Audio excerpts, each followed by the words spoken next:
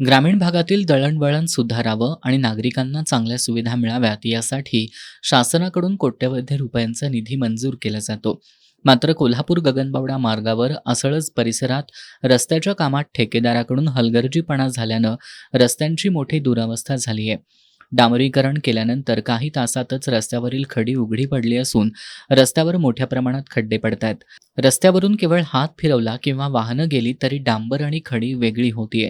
निकृष्ट दर्जाचं साहित्य वापरल्यामुळं रस्त्याची अवस्था अत्यंत दयनीय झाली असून प्रवाशांना जीव मुठीत धरूनच प्रवास करावा लागतोय. हा रस्ता तयार करताना तांत्रिक निकषांना पूर्णपणे हरताळ फासल्याचं दिसून येतंय. सार्वजनिक बांधकाम खातं आणि ठेकेदाराच्या संगनमतामुळं जनतेचा हक्काचा पैसा अक्षरशः वाया जात असल्यानं स्थानिक नागरिकांमधून संताप व्यक्त होतोय. रस्त्याची दुरवस्था पाहता ठेकेदारानं एस्टिमेटप्रमाणे काम केलं आहे का आणि बांधकाम खात्याच्या अधिकाऱ्यांनी कोणत्या आधारावर या कामाची MB नोंदवून घेतली, असा गंभीर प्रश्न आता नागरिकांकडून उपस्थित केला जातोय.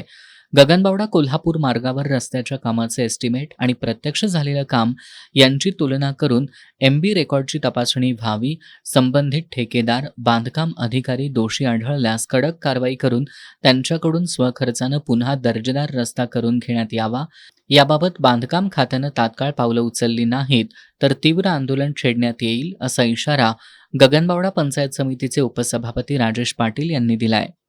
आज पाण्यात गेल्यासारखेच झालेले आहेत. एवढे खड्डे आणि रस्त्याची दैनंदिन अवस्था झालेली आहे. तरी या संबंधित ठेकेदार व संबंधित नॅशनल हायवेचे काही अधिकारी असतील किंवा ह्यामध्ये कोण लागेवरती कोण असतील, त्यांच्यावर शासनाने लवकरात लवकर कठोर कारवाई करावी, सखोल चौकशी होऊन त्यांच्यावर कारवाई करण्यात यावी, अशी आमची गगनबावडा च्या वतीने सर्वांची मागणी आहे.